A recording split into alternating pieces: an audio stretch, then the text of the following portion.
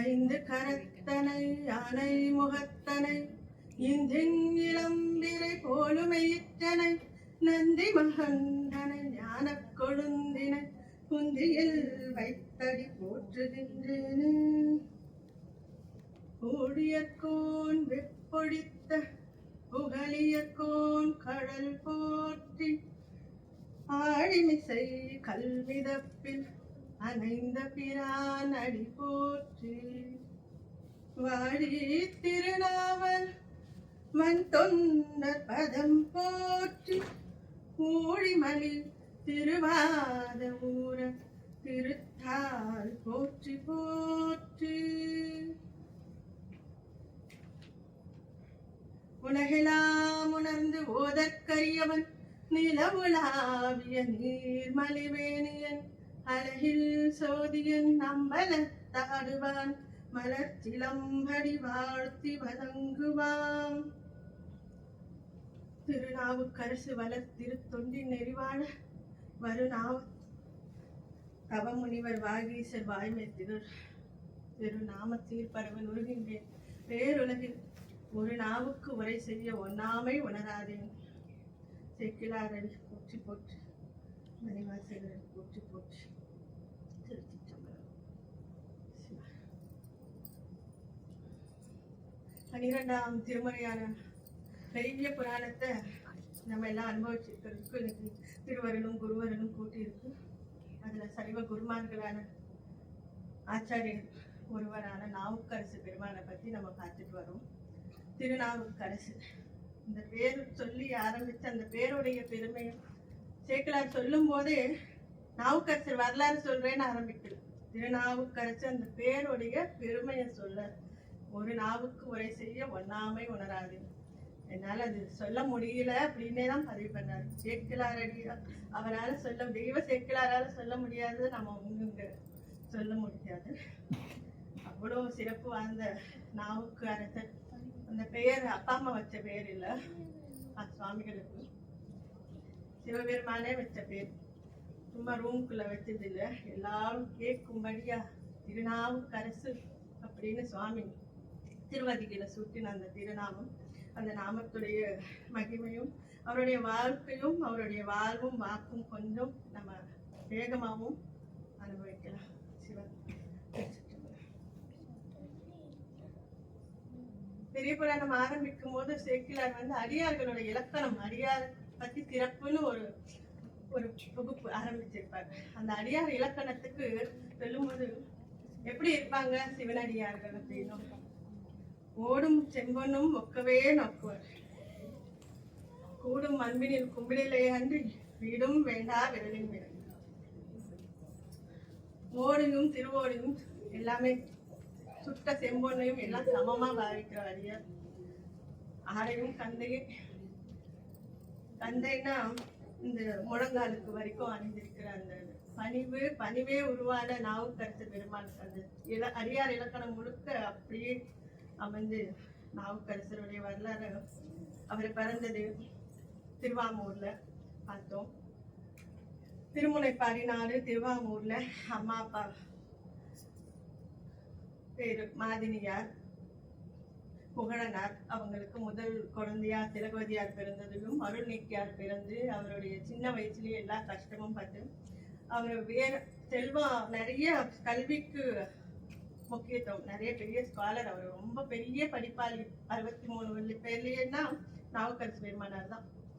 அந்த படிப்பு அதிகம் தெரிஞ்சுக்கணும்ன்ற அந்த இளமை வேட்கத்துல பேர சமண சமயத்துக்கு அவர் போறார். இவ்வளவு கஷ்டம் வருது அப்படின்னு சொல்லி அந்த போன இடத்த சேக்கிழார் சொல்லும் போது கூட, இப்ப நம்ம எல்லாம் சொல்லுவோம் வேற ஒரு மதத்துக்கு போயிட்டாங்க அப்படின்னா நம்மளுடைய அருமை தெரியலையேன்னு அவங்களதான் சொல்லுவாங்க. சேக்கிழார் சொல்ல நம்பர் அருளாமையினால் இந்த சிவபெருமான் அவருக்கு அருள் பண்ணாம விட்டார், இவர் பண்ண தப்பாலதான் அவர் வேற மதத்துக்கு போயிட்டார் அப்படின்னு சேக்கிழார் நம்பர் அருளாமையினால் அப்படின்னு.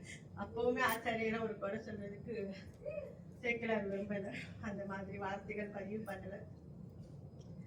அமன் சமயத்துக்கு போய் அங்க பெருசா பிரச்சார பீரங்கியா ஆகி தர்மசேனரா ஆகி திரும்ப அவங்களுடைய தமக்கையார் அவங்களுடைய இடைவிடாத பக்தி திருவதிகை வீரட்டானத்து பெருமானுக்கு முதல்ல தொண்டு செஞ்சு வேலையெல்லாம் செஞ்சு அப்புறம் சுவாமி கிட்ட விண்ணப்பம் வச்சு தினம் வச்சு தம்பியார் எப்படியாவது திரும்ப வரணும்னு அம்மா கேட்டுட்டதுனால சூளை கொடுத்து ஆர்வம் நீ கவலைப்படாதம்மான்னு சொல்லி சூளை நான் கொடுத்து அவர் திரும்ப வந்து அக்கா விபூதி வச்சு விட்டு அதிகை பெருமான் கிட்ட கூற்றாயினவாறு விளக்ககலீர் கொடுமை பல செய்தன நான் அறியேன் ஆச்சையேன் அடிகேன் அதிகை கடில வீரத்தானத்துறை அம்மானே அப்படின்னு தேவாரம் முதல்ல ஆரம்பிச்சு திருவதிகை பெருமான் அந்த வயிற்று வலி நீங்கி அந்த ஒரு சைவத்துல இருந்து போகும்போது அவர் யாரும் கண்டுக்கல. ஆனா சமணத்துல இருந்து திரும்ப அவர் தாய் மதத்துக்கு திரும்பினாருன்னே அவங்களுக்கு அவ்வளவு கோபம். மன்னன் கிட்ட இல்லாதது பொல்லாதெல்லாம் சொன்னாங்கன்னு சொல்றாரு சீக்கிரம். அப்படி சொல்லி அவருக்கு விஷம் கொடுத்த பால் கொடுத்ததும், பால் சோறுல விஷம் கலந்து கொடுத்ததையும், சுண்ணாம்பு காலவாயில போட்டதும், கற்றுனை பூட்டி கடல்ல போடும்போது கூட நம்மளையெல்லாம் கட்டி கடல்ல போட்டா ஐயோ அம்மான்னு தான் சொல்லுவோம். இல்லை இன்னும் கொஞ்சம் போனா போட்டவங்களை போட்டு திட்டுவோம் கண்டபடி. ஆனா அந்த நேரத்திலயும் பகவான் நாம தான் சொல்லணும், நாம சிவாயன்னு சொல்லி அப்ப வருமானா அவ்வளோ பக்தி இருந்த அந்த நாமத்தை சொல்லி சொல்லி சொல்லி வந்து அதோட அருமை தெரியும் போது அந்த நேரத்துல சொல்லும் போது அந்த நாமாவுக்கு வந்து அவங்க பாதுகாப்பு கொடுத்து அவர் தானே மிதக்க வைக்கணும் சுவாமி. இந்த கல்ல கூட சேர்த்து மிதக்க வைக்கிறார். ஜடப்பொருளை கூட அந்த பஞ்சாட்சரம் சொன்ன அந்த அடியார் பின்னாடி நம்ம நாமத்தை சொல்லும் போது அவங்க பேர் சொல்லி அவங்க வரலாறு அனுபவிக்கிற எல்லாருக்குமே அவரோட சேர்ந்து சிவனுடைய அருள் கிடைக்கணும். அப்படி திரும்பி வந்து எல்லா கஷ்டமும் பண்ணி அப்புறம் அந்த மகேந்திரவர்ம பல்லவன் இதுக்கு மேல அவர் கரையேறி விட்ட குப்பம் இப்பவும் கடலூர் பக்கத்துல இருக்கு, சுவாமிகள் கரையேறின இடம். அதுக்கப்புறம் மகேந்திரவர்ம பல்லவன் திரும்பி அவர் சமண சமயத்தை அவர் சைவத்துக்கு மாறி குணபதீஸ்வரம் அவனுடைய பேரு கொண்டு திருவதிகை வீரட்டானத்துல ஒரு கோயில் அமைச்சிருப்பாங்க. அதுல திருச்சி மலைக்கோட்டையிலும் இந்த வரலாறு எல்லாம் பதிவு பண்ணியிருப்பாங்க கற்சிலைகளா. இதுக்கப்புறம் சுவாமிகள் நம்ம ஸ்தல யாத்திரை கிளம்புனாங்க. அக்காட்ட கூட இருந்து அவங்க சொன்ன வார்த்தை குருவருள் பணிந்து பணிசு. அப்புறம் பெருமானாலே கனிவு, துணிவு, கனிவு, வயசு வித்தியாசமே இல்லாம பணிந்து ஒரு தோலை குறுகி இருக்கும். அப்படி பணிவின் உருவமா இருக்கிற நாவுக்கரசு பெருமான் துணிவு கொண்டது. எவ்வளவு இடர் வந்த போதும் யானை கழுத்து வரைக்கும் புதைச்சி யானை இடர விட்டும் போது கூட அஞ்சுவது யாரொன்றும் இல்லை, அஞ்ச வருவதும் இல்லை அப்படின்னு அந்த மன்னனுடைய ஊழியர்கள் எல்லாம் வந்து அவரை அரெஸ்ட் பண்ண கூப்பிட்டு போகும்போது கூட கைது செய்யும் போதும் நாம ஆர்க்கும் புரியலும் நமனை அஞ்சும் ஏமாப்போம் பிணியறியும் பணிவோம் அல்லோம் அப்படின்னு அந்த அந்த அந்த துணிவு எங்க இருந்து வருதுன்னா அப்பர் பெருமான் அவருடைய வணங்கி தேவாரத்தை கேட்கிற எல்லாருக்கும் அந்த துணிவு வரும். பிற்காலத்துல நிறைய சம்பவங்கள் உதாரணத்துக்கும் சரி, நம்ம பாரதியாருடைய அந்த அச்சமில்லை அச்சமில்லை எல்லாம் நம்ம நாவுக்கரசு பெருமானுடைய தேவாரத்தை படிச்சதுனால வந்த அந்த வார்த்தைகள். இப்படி அவர் ஸ்தல யாத்திரை தொடங்கும் போது அவருக்கு தாங்க முடியாம சுவாமி நான் வேற சமயத்துல இருந்துட்டு வந்தோமே அப்படின்னு சொல்லி உருகி உருகி கேட்கும் போது எனக்கு ஸ்தூல பொடியும் ரிஷப பொடியும் கேட்டு அது சுவாமி சிவகணங்கள் வந்து அது பொறிச்சதையும் பார்த்தோம்.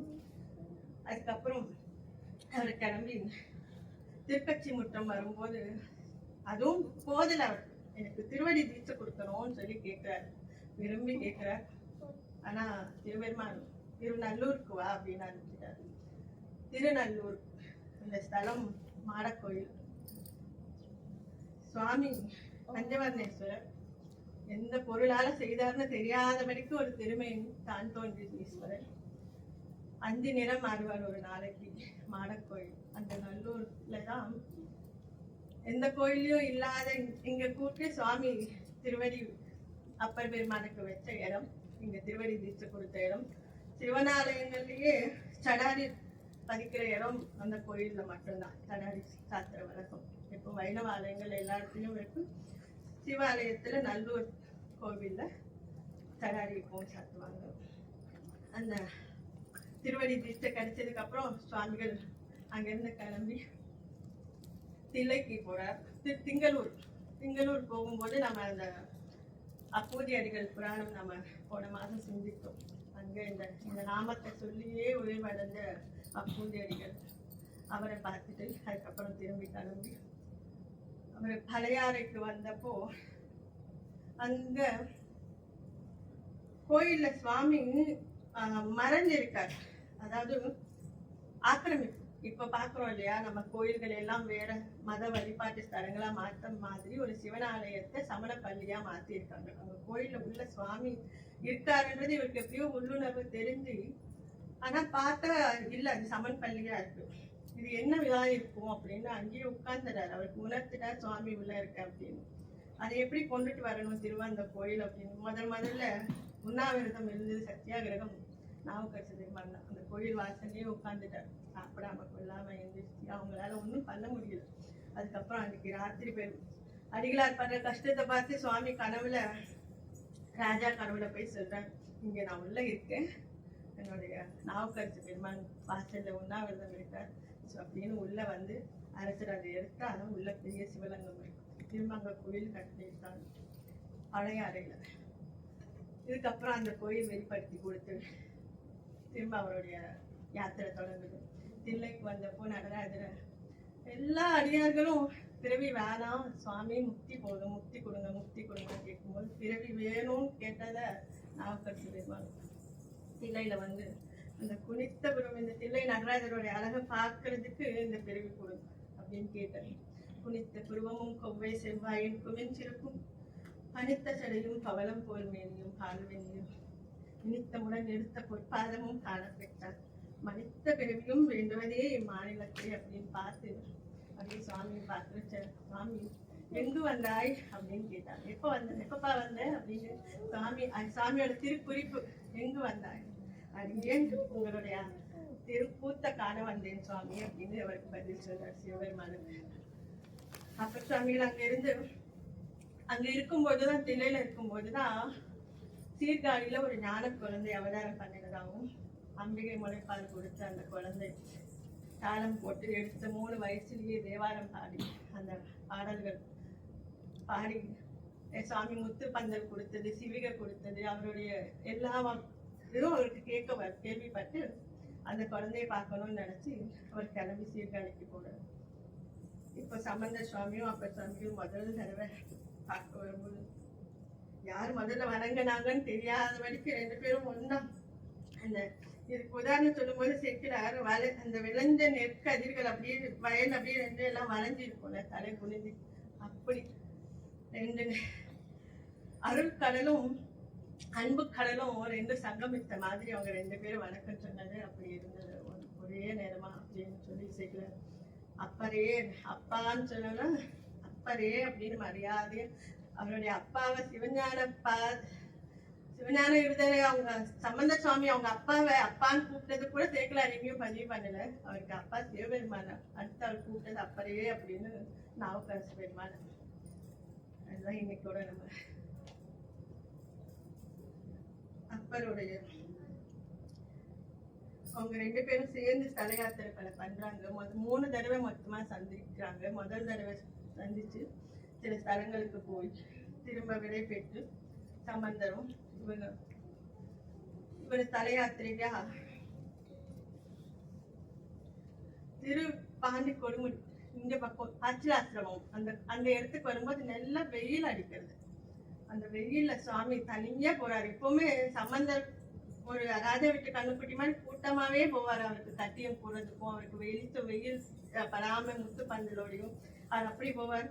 நம்மளுடைய நாவுக்கரசு பெருமாள் தனியா அவரு வெயில்ல போறதை பார்த்து சுவாமி தண்ணீர் பந்தலும் திருவாமுதும் கட்டி கொடுத்து அங்க ஒரு பந்தல் அமைச்சு ஒரு சோலை அமைச்சு கொடுத்து அவருக்கு நிலைப்பாரி. அதுக்கப்புறம் அவர் கிளம்புறார். இங்க இருந்து கிளம்பி திருவண்ணாமலை காளஹஸ்தி, அப்புறம் காளஹஸ்திக்கு வரும்போது அங்க கண்டப்பர் வழிபட்ட அந்த சுவாமியை பார்க்கும்போது அவருக்கு கைலாயம் போகணும்ன்ற அந்த வட கைலாசம் தென் கைலாயமான காளஹஸ்தி போகும்போது அவருக்கு கைலாச யாத்திரை போகணும்னு ஆசை வந்து அங்க இருந்து கிளம்பி நடைப்பயணமா ஒரு காசிக்கு எல்லாம் போறார்.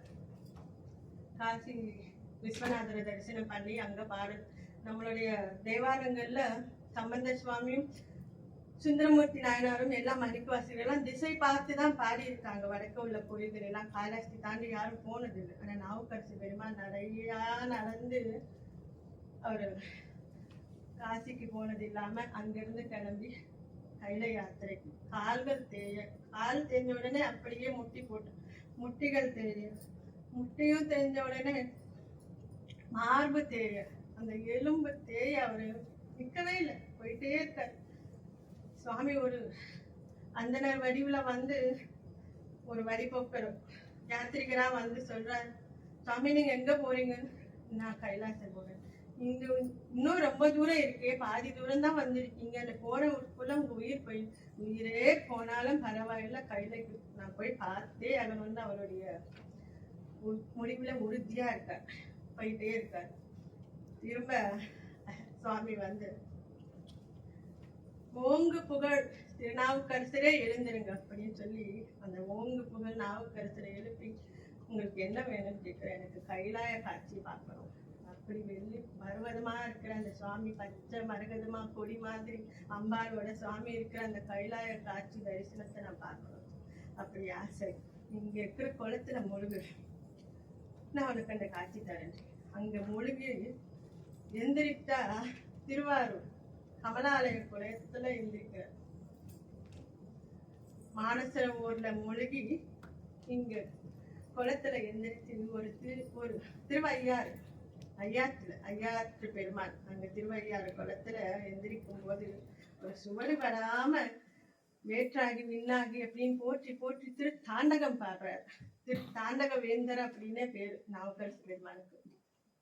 தாண்டகம் அங்க பாடி அதுக்கப்புறம் பார்க்கிற எல்லாமே அங்கே கைலாய காட்சி தெரியுது அவருக்கு. அவ்வளோ அழகா தரிசனம் பண்ணி அந்த காட்சி ரொம்ப நேரம் நீடிக்கல. அவர் அனுபவிச்சு ஒரு 2 அதிகம் அங்க காட்சி பார்க்கும் போதே போற்றி பாடுறார், போற்றி திருத்தாண்டகம். அதுக்கப்புறம் இன்னொரு ஒரு தேவாரம் பாடுறார். பாடிட்டு அந்த காட்சி மறை வைக்கிறார் சுவாமி. ஐயோ மறைஞ்சிட்டேன்னு இருக்கும்போது பார்க்கிற எல்லா உயிர்களும் அங்க வந்து ஒரு ஆண் மானும் பெண் மானும் வருது, ஒரு ஆண் யானையும் பெண் யானையும் வருது. பார்க்கிற எல்லாரும் சிவம் சக்தியுமா, எல்லா உயிர்களும் சிவம் சக்தி ஸ்வரூபமா அப்படி வர மாதிரி, ஐயோ நம்ம இருக்கிறதே கைலாசத்துல சிவபெருமான் எங்கே இருக்கார், கூடவே இருக்கார் அப்படின்னு மாதர் பிறை கன்னியானை மலையாள் மகளோடும் பாடி ஓதோடு நீர் சுமந்தேசி புகுவார் அவர் பின் புகுவேன், யாதும் சுவடு படாமல் ஐயார் அடைகின்ற போது காதல் மடப்பிரியோடும் களிர் வருவன கண்டேன் அவர் திருப்பாதம் கண்ணறியாதன கண்டேன் அவர் திருப்பாதம் அப்படின்னு அந்த ரொம்ப ஆனந்தத்துல அந்த திருவையாற்றுல இந்த பதிகம் பாடுறார். திரும்ப அவர் ஸ்தல யாத்திரை தொடங்குறார். அப்படியே அந்த தேர்தல் எல்லாம் அந்த மானசரோவர்ல மூழ்கும் போதே திரும்ப பொலிவோட எந்திரிச்சுதான் நமக்கு நாவுக்கரசு பெருமாள் வேற. ஸோ அவருடைய யாத்திரை திரும்பவும் தொடங்குது. 2வது முறையா அவர் சம்பந்த சுவாமி பார்க்கிறாரு. எங்கன்னா திருப்புகலூர் வந்து முருகநாயனாருடைய ஊர். அவரு புஷ்ப கைங்கரியம் பண்ணியே சுவாமி திருவடி அடைஞ்சவர். புஷ்ப கைங்கரியம் அப்படின்னா பூ எப்படி பறிக்கணும், அதுக்கு யார் கண்ணும் படாம மதில் சுவரோட அந்த நந்தவனம் அமைச்சு முகத்துல துணியை கட்டிட்டு ஒரு கம்புளோட நுனியில கூடைய வச்சு அது காத்துல அசைற மாதிரி தோல்ல அந்த கம்பை மாட்டி பூவை பறிச்சு அதுல போட்டு அதுல புஷ்பத்துக்கு அர்ச்சனைக்கு ஆகிற பூ, மாலைக்கார பூ, சுவாமி சிரசில சூடுற பூ அப்படின்னு தரம் பிரிச்சு காம்பு குத்தாம அவருக்கு மெத்துன்னு பூவை கட்டி கட்டி போட்டவர் முருகநாயனார். அவருடைய மடத்துல சம்பந்த சுவாமியும் நாவுக்கரசு பெருமானும் வராங்க. இந்த திருநீல நக்க நாயனாரும் அங்க வராரு. அப்புறம் சிறுத்தொண்ட நாயனார், இவங்க எல்லாம் சமகாலத்தவங்க. 5 நாயன்மார்களும் சேர்ந்து சில காலம் அங்க திருப்புகலூர்ல அந்த மடத்துல முருகநாயனார் மடத்துல தங்கி சச்சங்கமா அப்படியே சிவபெருமானை பத்தி அவங்க போயிட்டு வந்த கோயில்களை பத்தி சுவாமி அவங்களுக்கு பண்ண அனுகிரகத்தை பத்தி எல்லாம் பேசிட்டு சச்சங்கமா ஆனந்தமா அடியார் திருக்கூட்டத்தோட சில காலம் இருக்காங்க. திரும்ப இப்போ மறுபடியும் ஸ்தல யாத்திரை தொடங்குறார். இப்போ சுவாமிகள் நமக்கு இன்னும் மதுரைக்கு இந்த தடவை 2 பேரும் சேர்ந்தே கிளம்புறாங்க. நாவுக்கரசு பெருமானும் சம்பந்த சுவாமியும் திருப்புகலூருக்கு வரதுக்கு முன்னாடி நாவுக்கரசர் வந்து சீர்காழிக்கு போயிட்டு வந்தார். திருவாரூர் திருவையாற்றுல எந்திரிச்சிட்டு வர வழியில திருவாரூர் கோயில் தியாகராஜா வீதி விடங்க பெருமானுடைய தரிசனத்தை பார்த்துட்டு அங்க வந்து மார்கழி திருவாதிரை திருநாள் உற்சவத்தை பார்த்துட்டு வராரு. அந்த உற்சவத்தை அப்படியே வந்து சம்பந்த சுவாமி கிட்ட விவரிக்கிறார். அந்த 10 பதிகங்களையும் எப்படி சம்பந்தர் வந்து மயிலாப்பூர்ல பாடும்போது எல்லா விசேஷங்களையும் மாதங்கள்ல இருக்க பூம்பாவை எழுப்பும் போது அந்த பதிவு பண்ணியிருப்பாரோ அந்த மாதிரி அந்த தியாகராஜ பெருமானுடைய உற்சவத்தை அப்படி அழகா எப்படி அலங்காரம் பண்ணியிருக்காங்க, என்னெல்லாம் அவங்க வீதியில நடனம் ஆடினது, சாமிக்கு அலங்காரம் பண்ணது, முதல் நாள் உற்சவம் அப்படின்னு அவர் அவ்வளோ விவரிச்சு அழகா பதிகம் பாடி அந்த பதிகம் கேட்ட மாத்திரத்திலே சம்பந்த சாமிக்கு ஆக நான் இப்பவே தியாகராஜாவை பார்க்கணும், நான் போயிட்டு வர மட்டும் நீங்க இங்கேயே இருங்கன்னு சொல்லி திருப்புகலூர்லயே நீங்க இருக்கணும்னு சொல்லிட்டு சம்பந்தர் கிளம்பி தியாகராஜாவை பார்க்க திருவாரூர் போயிட்டு அவர் இது காலம் தங்கி திரும்ப வந்து இவங்க 2 பேரும் சேர்ந்து இப்போ திருமறைக்காடு வேதாரணை வேதமே மறைத்த வேதங்கள் எல்லாம் சேர்ந்து மறைத்து வச்ச அந்த கோவில் திருக்கதவும் சாத்தி இருக்கு. அம்பாள் பேரு 12 மென்மொழியார். அப்படியே வீணை வாசிக்கிற நம்மளுடைய சரஸ்வதி தாயார் அம்பாள் அழகா பாடிட்டே இருக்கும்போது அப்படியே மெய் மறந்து அம்பாள் கேட்டுட்டும் லட்சுமி தேவி உட்கார்ந்து கேட்டுட்டு மலைமகளும் திருமகளும் உட்கார்ந்து ரசிச்சுட்டு இருக்கும்போது பார்த்து வீணை முடியும் போது சபாஸ் அப்படின்னு அம்பாள் சொன்னார். அவ சொன்ன அந்த வார்த்தையோட அந்த இனிமையை கேட்டு வீணை வாசிச்சுட்டு இருந்த சரஸ்வதி தேவி வெக்கப்பட்டுட்டு இவ்வளவு நேரம் நான் வாசித்தனா ஒண்ணு இல்லை, அம்பாள் சொன்ன சபாஸ் அது வந்து அவ்வளோ அழகா இருக்குன்னு சொல்லி சாமி அம்பாளுடைய பேரு கண்ணின் நேர்மொழியார். அந்த அந்த அந்த இசை யாழெல்லாம் யாழை படித்த மென்மொழியார், யாருலயே அப்படியே வச்சுட்டாங்க அம்மா. அப்படியான அந்த கோயில் திருக்கதவும் சாத்தியிருக்கு. இங்க 2 பேரும் கதவும் திறக்கிறதுக்கு நாவுக்கரசு பெருமான் 10 பதிகம் பாரு. சம்பந்த சுவாமி சொன்னார், உங்க சாமியே பாருங்க, நீங்க திறக்கிறதுக்கு நீங்க பாருங்க. அவர் சொல்லிட்டாரேன்றதுக்காக இவரும் சரின்னு ஆரம்பிச்சு பாடிடுறாரு. அந்த 10வது பாடல் வரும்போது மட்டும் எப்பவுமே அவருக்கு பயம் வந்துடுச்சு. 2வது பாட்டு 3வது பாட்டு திறக்கலையே, இன்னும் சம்பந்தர் வேற சொல்லிட்டாரு நம்ம திறக்க முடியலையே அப்படின்னு. அந்த 9வது பாட்டுக்கு வரும்போது அந்த பணிவே சாமி இது வரைக்கும் எதுவுமே சொல்லாத நாவுக்கரசு பெருமான் கூட உங்களுக்கு இறக்கமே இல்லையா அப்படின்னு கேட்கிறார். அவர் கோமா பேசுற அந்த ஒரு வார்த்தை தான் சிவபெருமான இறக்கம் ஒன்றிலே. அதுக்கப்புறம் 10வது பாட்டுல கதவு திறந்துட்டார். திரும்ப கதவை அடைக்கிறதுக்கு சம்பந்தர் சுவாமி பாடுறார் சதுரு. அந்த 12 மென்மொழியான்ற பதிகம் நாவுக்கரசு பெருமான் பாடி கதவு திறந்து திரும்ப அடைக்கிறதுக்காக தேவாரம் சம்பந்த சுவாமி முதல் பாட்டிலேயே கதவை சாத்திருச்சு திருக்கதவும். அவருக்கு நாவுக்கரசருக்கு உடம்பெல்லாம் எதிர்த்துச்சு, என்னமோ ஆயிடுச்சு. அவர் சொல்லிட்டாரே நம்ம பாடிட்டோமே, இந்த ஒரு பாட்டுலயே நம்ம வந்து சுவாமியோட கருணை பெறதுக்கு இன்னும் எவ்வளவு நம்ம அந்த பிரயத்தனை பண்ணணும் அப்படின்னு அவர் மூர்ச்சை ஆயிட்டார். அப்படியே அமைதியா அன்னைக்கு ராத்திரி அங்க தங்கி இருக்கும் போது திருமறைக்காட்டுல அவர் கிளம்பி திருவாரூர் பக்கத்துல இருக்கிற ஊருக்கு கிளம்பி சொல்லாம கொள்ளாம நாவுக்கரசு பெருமான் கிளம்பி போறாரு.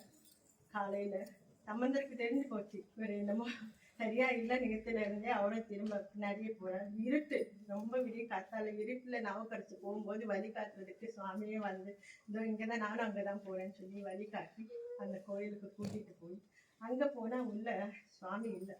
அதாவது சுவாமி சன்னிதத்துல விக்கிரகம் இருக்கு, அதுல சுவாமியோட இல்லைன்றது நாவுக்கரசு பெருமானுக்கு தெரியுது. பின்னாடியே தேடி வந்த சம்பந்த சுவாமி அவர் கண்ணுக்கு தரிசனம் ஆகுது. இதோ இங்கதான் இருக்காரு அப்படின்னு சம்பந்தர் காட்ட நாவுக்கரசருக்கு சிவபெருமானுடைய தரிசனம் அங்க ஆகுது. அதனாலதான் அவருக்கு குருநாதரா முதல்ல நம்ம சம்பந்த சுவாமியை வச்சிருக்கோம். நான் அங்க பார்த்துட்டு அதுக்கப்புறம் கொஞ்சம் சாந்தியா திரும்ப வராங்க. திருமறைக்காட்டுல இருக்கும் போதுதான் பாண்டியிலாத்துல இருந்து மதுரையில இருந்து கூன் பாண்டியனோட இது பாண்டிய நாடு பூரா சமண மதம் தான். இப்போ அங்க கிளப்பினாங்க இல்லையா பல்லவ நாட்டுல இருந்து, அது ஒரு இடத்துல இருட்டு பண்ணி போய் வெளிச்சமாக்கணும், இன்னொரு இடத்துக்கு போய் அவங்க அந்த ராணி மங்கையர்க்கரசியாரும் பாண்டிய மன்னனுடைய பாண்டிய மாதேவி மங்கையர்க்கரசியாரும் அவருடைய அமைச்சர் குலச்சிறையாரும் இப்ப போய் இந்த திருஞான சம்பந்தர் கூட்டிட்டு வர்றதுக்காக அனுப்பிச்சிருக்காங்க. அவங்க வரும்போது 2 பேரும் இப்போ இங்க இருக்கும்போது சுவாமிகள் மதுரைக்கு கிளம்ப போறார். இல்ல இல்ல நீங்க போகாதீங்க, தனியா போக வேண்டாம் அப்படின்னு நாவுக்கரசர் சொல்றாரு. இல்ல நான் போய் பொங்கணும், அப்ப நானும் வரேன், அவங்க நல்லவங்க இல்லை, என்னையே படாத பாடுபடுத்திட்டேன், உங்களுக்கு சின்ன குழந்தை நீங்க அப்படின்னு பயப்படாத அந்த நாவரசர் அப்பா ஸ்தானத்துல அந்த குழந்தைய பார்த்து அப்போ வேண்டாம் அப்படின்ற. அங்க நமக்கு சம்பந்தர் பாடினதுதான் நமக்கு கோளறு பதிகம். வெயில் தோழி வங்கன் விரமுண்ட கண்டன் மிக நல்ல வீணைத்தரில் மாசரு திங்கள் கங்கை முடிமேல் அணிந்து மூலமே புகுந்த அதனால் ஞாயிறு திங்கள் செவ்வாய் புதன் வியாழன் வெள்ளி சனி பாம்பு 2 முடன் ஆசரி நல்ல நல்ல அவை நல்ல நல்ல அறியார் அவர் பிள்ளைகளை. எப்பவுமே சிவபெருமான் சிந்தனையில இருக்கிற நமக்கு எந்த நாளும் கோலும் ஒன்றும் செய்யாது அப்படின்னு சொல்லி தைரியம் சொல்லி இவர் இப்போ அது வேற வழியில அவர் தலையாத்திர கிளம்புறார். சம்பந்த சுவாமி மதுரைக்கு போறார். இவங்க திரும்ப கொஞ்ச நாள் அது வரைக்கும் நாவுக்கரசுக்கு வந்து திருப்புகலூர்ல தங்கி இருக்கார். 2வது தடவை இவரு மதுரையில சமணத்தை ஒழிச்சு பூரா சைவத்தை நிலைநாட்டினதுக்கு அப்புறம் முதல் முறையா நாவுக்கரசரும் மதுரைக்கு இந்த தடவை மதுரை சொக்கநாதர் தரிசனம் பண்றார். அப்புறம் திருநெல்வேலி கோயில், காணாப்பேரூர், வேதாரண்யம், நாகப்பட்டினம் இப்படி ஸ்தலங்களுக்கு எல்லாம் இப்ப தெற்க இருக்கிற பாண்டிய நாட்டுல இருக்கிற ஸ்தலங்களுக்கு எல்லாம் தலையாத்திரை முடிச்சுட்டு திரும்ப சம்பந்த சுவாமி திருப்புகலூர் வர்றார். இங்கதான் அவர் பலகாரம் தங்கி வாயில தேவாரமும் கையில உழவார படையுமா வர்ற அடியார்களுக்கு அவர் உடம்பு இருக்கிற மட்டும் உழைச்சி உழவார பணி அப்படின்னா கோயில் சிவாலயங்களுக்கு போற வழியை பாதையை சுத்தம் பண்றது, ஆலயத்தை தூய்மை பண்றது, அதுல களைச்செடிகள் முள்ளும் கல்லும் இருந்தா எடுத்து போடுறது, வர்ற அடியார்கள் துன்பப்படாம சுவாமி தரிசனம் ஆகணும், அவங்களுக்கு எந்த சிரமமும் இருக்கக்கூடாதுன்னு சொல்லி சுவாமிகள் அந்த உழவார பணிகளை அந்த பணியை செஞ்சுக்கிட்டே இருப்பார். இப்போ 81 வயசு இருக்கும் நாவுக்கரசு பெருமானுக்கு. சிவபெருமான் அவருக்கு டெஸ்ட் வைக்கிறார். அவரு அந்த பெருக்கிற இடம் பூரா சுத்தம் படுத்துற இடத்துல பூரா நவரத்தினங்களையும் நவமணிகளையும் முத்துக்களும் வைரங்களையும் அப்படியே கொத்தி வச்சிருக்கார். பெருமான் எல்லாத்தையும் கல்ல மண்ணை எப்படி சுத்தி போடுவாரோ அப்படி தூக்கி ஆத்துல அப்படியே கிணத்துல தூக்கி கிளீன் பண்ணிட்டார். அடுத்து அதாவது நாவுக்கரசருடைய பெருமை நமக்கு தெரிய வைக்கிறதுக்காகவே சிவபெருமான அடுத்து தேவலோக அரம்பையர்களை விட்டு ஆட விடுறார். இப்படி விஸ்வாமித்திரருக்கு கரைச்சது மாதிரி நாவுக்கரசர் அவர் வேலை ஒன்று செய்கிறவர் முன்னாடி ஆட விடுறார். அவர் திரும்ப கூட பார்க்கல. அந்த பெண்கள் ஆடி ஆடி தயாராக சிவபெருமான்கிட்டே போயிட்டு நான் முடிய சாமி வந்துட்டாங்க. இதுக்கப்புறம் அந்த திருப்புகலூர் இருக்கிற சுவாமி அவருடைய திருவடியை பணிந்து பல காலம் இருந்து சுவாமிகள் 82வது வயசு 60 வயசுல சமயத்துக்கு வந்தவர் 22 வயசு பூரா 49,000 பதிகம் பாடி தேவாரங்களை பாடி கொடுத்து நமக்கு கிடைச்சது 4ஆம் திருமுறை, 5ஆம் திருமுறை, 6ஆம் திருமுறை 3 திருமுறையும் தேவாரங்களையும் பாடி கொடுத்து அவருடைய தமிழை வித்தியாசமா இருக்கும். நாவுக்கரசருடைய தமிழ் அதாவது அகர வரிசையில ஒரு பதிகம் பாடியிருப்பார். ஆல இருந்து நாவல் கலைக்கில இருந்து அந்த உயிரெழுத்துக்கள் 12க்கும் தொடக்கமான சிவபெருமான் உயிர்கள் வாயை திறந்தாலே வர அந்த சப்தம், முதல்ல வர அந்த சப்தம் பெருமானாகவும் அதோட நீட்சியா இருக்கிறது அம்பாலாகவும் அருள் சக்தி, அவருடைய சக்தி அம்பாலாகவும் அந்த முதல் 2 எழுத்துக்கள் அடுத்து வர 10 எழுத்துக்களுக்கு உயிர்களுக்கான நமக்கு வழி நடத்துறதாகவும் அவர் ரொம்ப அருமையா அந்த தேவாரம் இருக்கும். அதனாலதான் நான் வள்ளுவ பெருமான் சொல்லியிருப்பார், அகர முதல எழுத்தெல்லாம் ஆதி பகவன் முதற்றே உலகப்படி. 2வது உயிர் அதாவது கண்ணுக்கு தெரியாத உயிர் எழுத்துக்கு சொன்ன பொருள் சொன்னவர் உயிர் மெய் எழுத்துக்களான ராங்காச்சாரர். அந்த கா வரும்போது நம்ம வட்டெழுத்துக்கள், பழைய தமிழ் எழுத்துனா வட்டெழுத்துன்னு இருக்கும். அந்த கா இப்படி சொல்லி இப்பவுமே மலையாளத்துல கா அப்படிதான் எழுதுவாங்க. இப்படி போய் இப்படி வராது. அதை பார்த்தோம்னா சிவலிங்க ஸ்வரூபமா அந்த கா, அது பக்கத்துல இருக்கிற அது அது அது வடிவத்தை பார்த்தீங்கன்னா நந்திய பெருமானுடைய வடிவம். அவரை குனிந்து திரும்பி பார்க்குற மாதிரி அவருடைய திமிழும் அதோட வாழும் மாதிரி அந்த நகர கொடியேறி அவர் பதிவு பண்ணதான் இவ்வளவு செய்திகள் நிறைய வரலாறு தான் நம்ம வேகமா பார்த்தோம். ஆனா நாவுக்கரசர் தேவாரம் மருந்து ஔஷதம் வைத்த வழியில இருந்து ஒரு இதுக்கும் தேவாரம் இருக்கு. கல்யாணம் ஆகணுமா குழந்தைக்கு தேவாரம். இந்த நகர கொடியேறினா நகரம்னா ரிஷபம், சிவபெருமானுடைய கொடியில இருக்கிறது ரிஷபத்துக்கும் அந்த அந்த வடிவத்துக்கும் அவர் சம்பந்தம் பண்ணி எல்லா உயிர்மை எழுத்துக்களுக்கும் சுவாமி வழி நடத்துறதாங்க. அதனாலதான் இறை தமிழ், இந்த இறைவனோட பேசுற தமிழ் இறைமொழி. அவனே சங்கம் இருந்து முதல்ல விரிசலை கடவுளா முன்னிருந்து தொடங்குற அந்த தமிழ்ல பேசினா போதும், ரொம்ப சீக்கிரமா முருகா அப்படின்னு உட்கார்ந்தாலும் என்னப்பா அப்படின்னு பக்கத்துல வந்துடுவார். அவ்வளவு வேகமா அந்த தமிழுக்கு அந்த இது இருக்கு. இப்போ நாவுக்கரசர் அந்த அவருடைய பதிகங்களை அனுபவிக்க வாய்ப்பு இருக்கிறவங்க எல்லாம் தயவு பண்ணி வாசிக்கணும். கல்யாணம் ஆகணும்னாலும் பதிகம் அன்னை பத்து இருக்கு. ஒரு உடம்பு சரியில்லை காய்ச்சல்னா மந்திரமாவது நீர் இருக்கு. இல்ல ஒரு வயிற்று வலி இருக்கு, கூற்றாயினவாறு விளக்கங்கள் இருக்கு. கண்ணு வலி இருக்கு, கண்ணு பார்வை மங்கி இருக்கு அப்படின்னா சுந்தரமூர்த்தி நாயனாருடைய தேவாரம் இருக்கு. நம்மளுடைய காஞ்சிபுரத்துல பாருங்க தேவாரம் பாடினாலும் சரியாயிடும். நம்பி இதெல்லாம் செஞ்சு பாடினவங்க நிறைய பேர் இருக்கிறோம். கரு தரிக்கிறதுக்கு உண்டான தேவாரம், அந்த கரு பாதுகாக்கிறதுக்கு, அந்த நல்லபடியா பிரசவம் நடக்கிறதுக்கு தாய்மான சுவாமி திருச்சி மலைக்கோட்டை இருக்கிற சுவாமியே தாயா வந்து பிரசவம் பார்த்த அந்த அங்க பாடின தேவாரம்.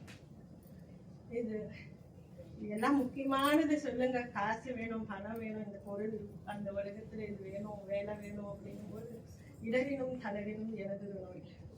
இப்படி இந்த சம்பந்த சுவாமியோட தேவாரம் பாடினீங்கனாலும் நம்பிக்கையா எழுதலாம். ரூபன் இந்த தேவாரம் இருக்கும். இதுவும் ஆனா சிவபெருமானே வேணும், சாமியே வேணும், அவருக்கு முக்தி வேணும், மோட்சத்துக்கு வேணும், பெருமான் கிட்டே போகணும். அவரையே வந்து இது வேணும்னு வாயை திறந்து கேட்கறதுக்கு முன்னாடி செய்யணும்னா திருவாசகத்துல இருந்து சிவபுராணத்தை மட்டுமே பாருங்க, நாராயண பண்ண.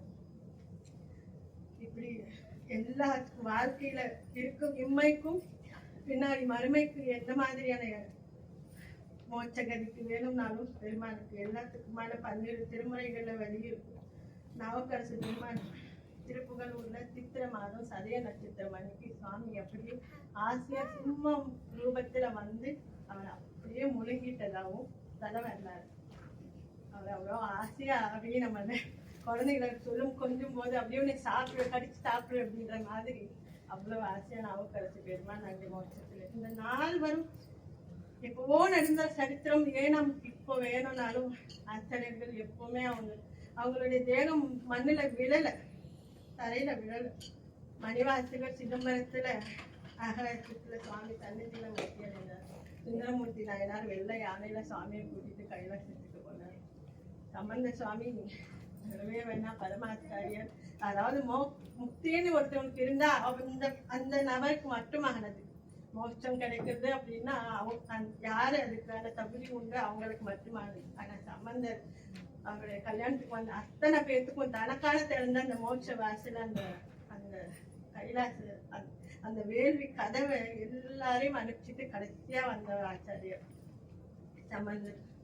இவங்க யாருடைய உடம்பும் இப்படி கீழே விழுந்து பார்த்து நம்ம என்ன சொல்றது, உடம்ப கீழே போட்டவங்க கிடையாது. சுவாமி கூட நேரா ஐக்கியமானவங்க ஆச்சாரியர். அவங்களுடைய நாமத்தை சொல்லி இறைவனுடைய நாமங்களை சொல்லி இங்க திட்டுவாரு. நாவுக்கரசர் கோவமே படாது. அவரு சொல்லுவாரு, ஒரு தண்ணி தாகம் இருக்குன்னா எவ்வளவு நேரம் நம்மளால பொறுத்துக்க முடியும். ஒரு புக்கு வாசிக்கிறோம்னா ஒரு 1/2 மணி நேரம் பொறுத்த புக்கு முடிச்சோடனே குடிப்போம். ஒரு டிராவல் பண்றோம்னா அந்த டிராவல் 2-3 மணி நேரம் பொறுப்போம். ஆனா ஒரு துணியில தீ பிடிச்சிச்சுன்னா தண்ணி எவ்வளவு வேகமா போட்டு ஊற்றி அனுப்போம். அந்த வேகமா நம்ம நாமங்களை சுவாமியோட நாமாவேரை நாமாவா சொல்லிட்டே இருக்கணும்.